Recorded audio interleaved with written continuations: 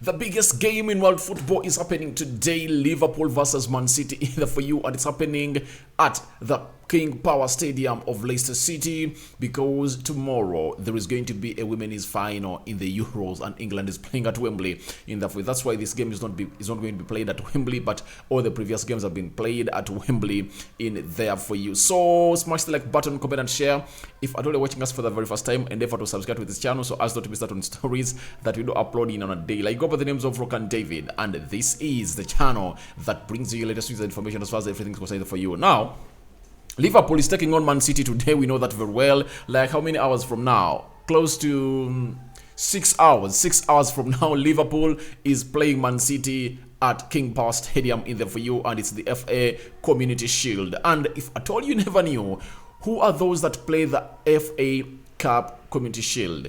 A win of the Premier League and the win of the FA Cup. Obviously, Man City won the Premier League at 93 points in the whole. Is 93? I think 93 something in the you 94, and Liverpool was at 93.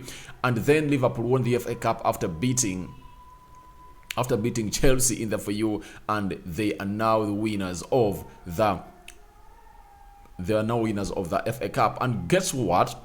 They had high hopes of really winning a quadruple, because by the time they reached this end of the Premier League, the last day of the Premier League, they would have really won that title if at all Man City had really drawn all been beaten by Aston Villa. Aston Villa was 2 goals ahead of Man City. Man City came back through a brace of Ilkay Gundogan and Pedri, and they really got the lead back and they won that in the for you. But Man City won that trophy by 1 point. A margin of 1 point. That's it. That's how they won that trophy. It shows you how tight the race was. And then they were in the Champions League finale and they were beaten by Real Madrid by 1-0, courtesy of Vinicius Jr. And I think this is one of the reasons as to why the manager of Liverpool was prompted to go in on market to bring in what we call a centre forward in the names of Darwin Núñez in here onto the Rokani Media Football. Smash the like button, comment and share. If at all you're watching us for the first time, endeavor to subscribe to this channel so as not to miss out on stories that we do upload in here on a daily. Now, when you look at these two teams, they've played very many games in between them. Now, Liverpool has won 89, Man City has won 48, and they've drawn 51. The draws are 51 in there for you. So it shows you that Liverpool really has an edge. It has almost 1 times 2 the number of games City has won against them. So it shows you that Liverpool really has an edge. But for the previous season, I never saw Liverpool or Man City beat one another. They just drew. In the first game, they drew, I think, was it 1-1? And in the second, I think all games they drew 2-2. At Etihad, it was 2-2. And at Anfield, it was 2-2 in there for you. So they really drew like that, and everything was in draw. It was in a draw. Now they are playing today in a very high contested game. People will say, no, it's not a very contested game, because we really believe that Man City is going to go ahead and really, or Man City is going to dominate. No one is going to dominate in the for you. It's really going to be a 50-50. I think the ball possession will be like 50-50. All one will be having 51, they are having 49. Both have brought in new centre forwards. Obviously, that is Darwin Núñez and Haaland. Haaland for Man City, Darwin Núñez for Liverpool. Then they are really good teams. Man City is the one that's brought in very many profile players. Calvin Phillips, they brought in Julian Alves, they brought in Ortega, the goalkeeper, they brought in Erling Haaland. Liverpool have brought in Carvalho, Calvin Ramsey, and Darwin Núñez. But the outings, Liverpool has lost Sadio Mane, Origi, Takumi Minamino. Those are the 3 players that have really left aside, which goes by the names of Liverpool in the for you. For Man City, it's a very big exodus. Zinchenko, Gabriel Jesus, Raheem Sterling, Fernandinho. And when you look at even Sterling has also left. So I think Liverpool are having an advantage over Man City, because when you look at Liverpool, the players they've lost, only one was a starter, that is Sadio Mane. But when you look at Man City, Sterling, Zinchenko, Gabriel Jesus and Fernandinho, all of those 4 have been really great pillars under the era of Pep Guardiola into this game of football in there for you. So right now, allow me to take you through the predicted lineups in there for you. How potentially is each and every team going to line up in there for you? You're going to be having both teams on the screen, and your reactions are highly welcome into the comment section below. I go by the names of Rokani, David, therefore. Let's get into the fields as they really land onto your screen. But smash the like button, guys. Smash it like never before. Let's get into this because you guys are really amazing. Now, that is the pitch.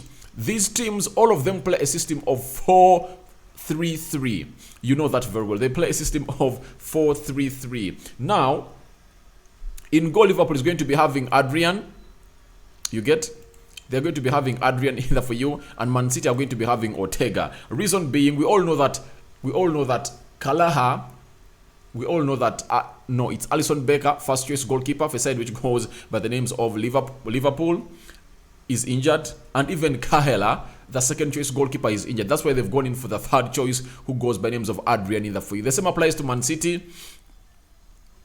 The goalkeeper of Man City is injured. Ederson is injured, and now they are having Ortega, the new signee, in goal. So for the goalkeepers, Liverpool are having Adrian, and Man City are really going to have Ortega, according to me, because I don't see how the others really coming through to force it to come and in start. Then Liverpool, the right back is Trent Alexander-Arnold, and then Man City are having Kyle Walker. Obviously, Kyle Walker is good going forward and he's good defensively, but the problem Trent Alexander-Arnold is having, to me, is that defensively is poor, but in the world, no right back flies better than him. He's the most attacking right back alive, according to me. That is Trent Alexander-Arnold in there for you. Then we go to the left backs.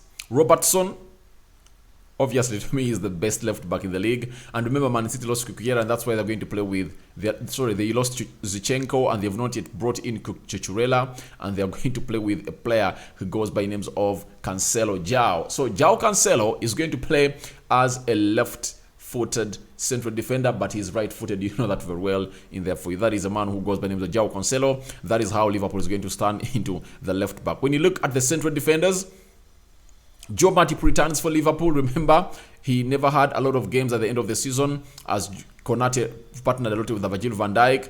And Man City, Ruben Diaz is back. That's the good news. And he's going to partner with Nathan Ake. Now, when you look at Nathan Ake, he's going to play on the left side of the central defense, and Ruben Diaz is going to play on the right side of the central defense. Ruben Diaz really affected the season of Man City a lot.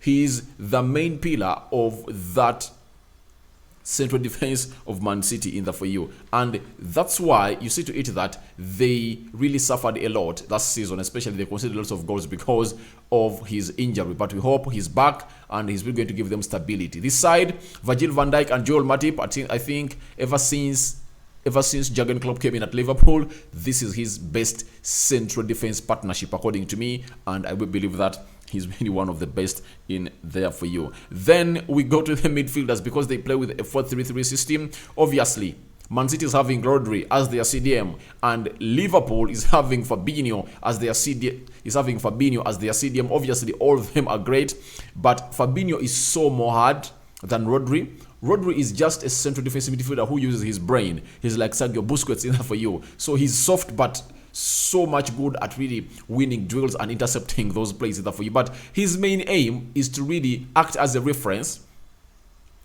for this Man City team. You get? He gets that ball, and ball distribution is his main weapon in there for you. And his main weapon is that he has to get that ball from the back four and really pass it. He's not so good in tackling or what. He's not so good in that, but he's good at really helping his team keep possession. That's Rodri. But Fabinho does both. He's good at the ball and he's hard. He's hard and rough. That is Fabinho in there for you. So that's the difference. But we're going to see who is going to win this battle of the midfield. Then on the right side of Fabinho is going to be Thiago Alcantara.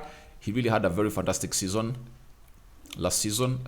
And then Kevin De Bruyne is going to come into play on the right side of Rodri, and Thiago Alcantara is going to play on the right side of Fabinho. On the left side of Fabinho, who is going to be there? Jordan Henderson. We expect him to play that side, and let's see who is going to play on the left side of Rodri. It's going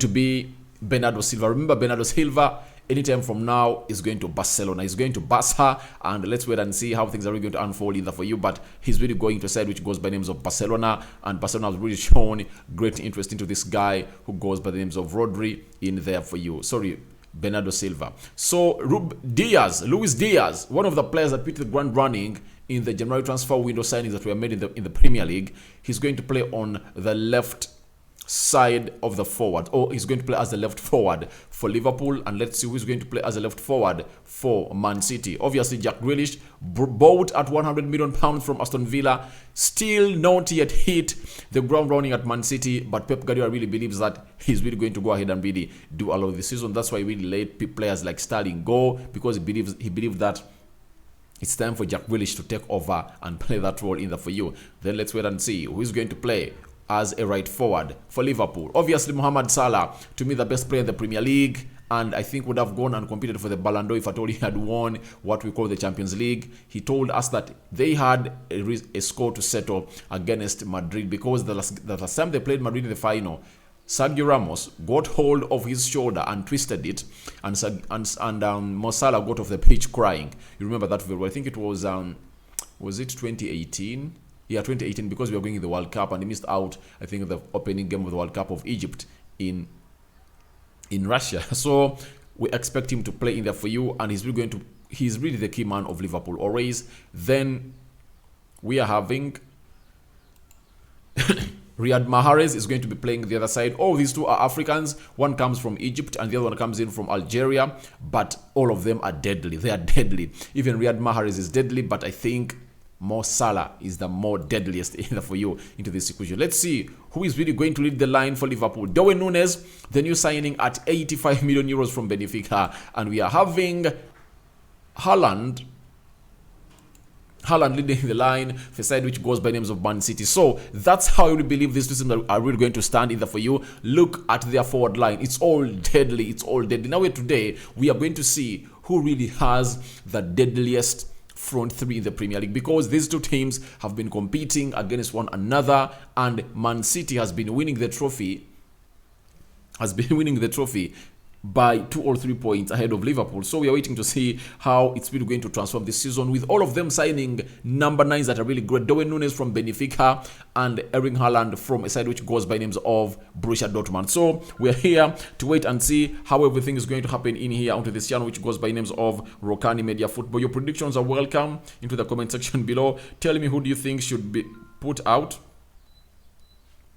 Tell me who do you think should start and who shouldn't start into this team in there for you that has been really fronted out there onto your screen. So that is a 4-3-3 system of Liverpool versus Man City, and tell me what you really think about these teams as I've really brought them onto your screen. Man City, men in blue, and when you look at Liverpool, they're the men in red this time round, trying to take on a side which goes by names of Man City, the Charter Shield. Obviously, let's wait and see who wins this one today, because it's really great, and all of these teams have really shown us that they're at least at the same level, and they played the best game of football last season.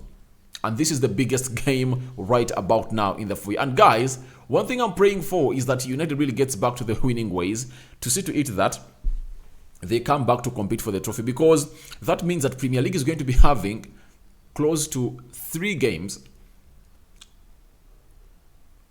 that are really so much competitive. Because if United comes into this into this equation, everything changes. Everything changes. It's not that I support Manchester United, but if United is playing Man City, it's a different game altogether, better than that of Liverpool and Man City. Now, if Liverpool is playing Manchester United, obviously oldest rival in world football, obviously in there for you. So all I want to let you know that United now have a good manager in the names of Erik ten Hag. Very perfect, very on point, and he's trying to make ends meet in here onto this channel which goes by names of Rokani Media Football. So I'm waiting to see how Erik ten Hag is going to go against Liverpool, because it's his 3rd game at Old Trafford.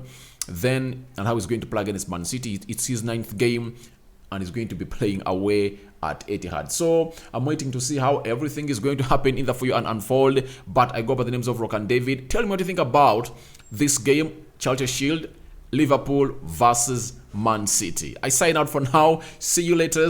And today is a Saturday and very many games are really coming in through this channel. We are bringing you Arsenal.